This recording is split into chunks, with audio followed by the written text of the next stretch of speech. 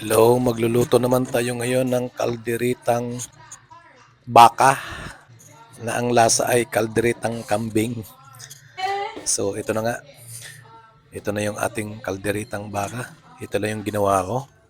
Nagmarinate lang ako dyan ng baka, ng oyster sauce, Worcestershire sauce, tapos paminta, asin, tapos nagisa lang ako dyan ng sibuyas, tsaka bawang.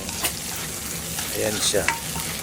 So hinahalo-halo ko lang yan hanggang sa maluto yung sibuyas tsaka bawang. Tapos nilagay ko na yung pagkatapos yan nilagay ko na yung inarinate kong baka. Ayan siya.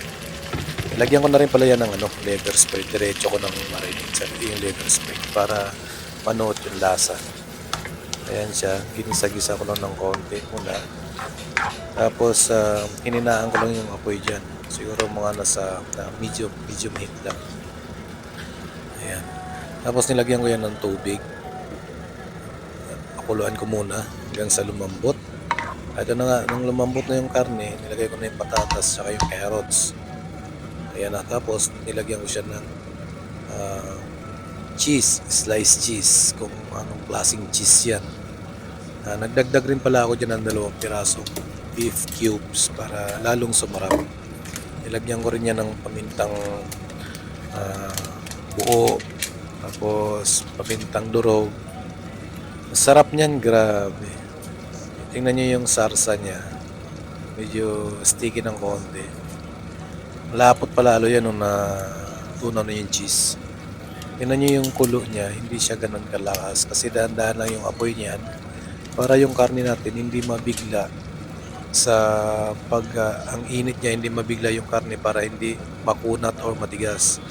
Kasi kung malakas yung apoy niyan, yung karne biglang kunat yan biglang pasukan ng init, so yung karne hindi na magiging moist, hindi na siya ganun ka lambot pag naluto na siya. Kaya dahan-dahan lang dapat tayo pag magluluto tayo ng kahit anong karne, kahit anong lulutuin natin karne, maliban lang sa yung may sabaw. Ayan siya, sobrang sarap niyan, ang bango. Tapos yun na nga, nung luto na yung gulay, nilagay ko na rin pati yung bell pepper natin kasi yan, madali lang naman lutuin yan. Yan, tinikman-tikman ko na. Tapos naglagay ako ng konting asukal lang para balance ng lasa ng kaldereta natin. Tapos konting ketchup lang din dagdag ko para may yung kulay niya hindi siya ganun ka light. Tingnan nyo, sobrang sarap niyan. Ubus yung kalahating rice cooker yan, lalo na nung nilagyan ko siya ng sili. Pag kinagat mo siya talaga, pag kumain ka ng kaldereta na may kanin, tapos may spicy, mapapawaw ka talaga. Tapos sabayan mo ng inom ng coke. Oh, grabe. Hindi ka na makilos sa sobrang busog. Kaya ito na nga guys, ililipat na natin sa ating bowl para kumain na tayo. Tingnan nyo naman kung gaano ka creamy yung sabaw, yung niya, sarsa nyo. Nabusog na ako, nagutom na ako pala, nagugutom na ako.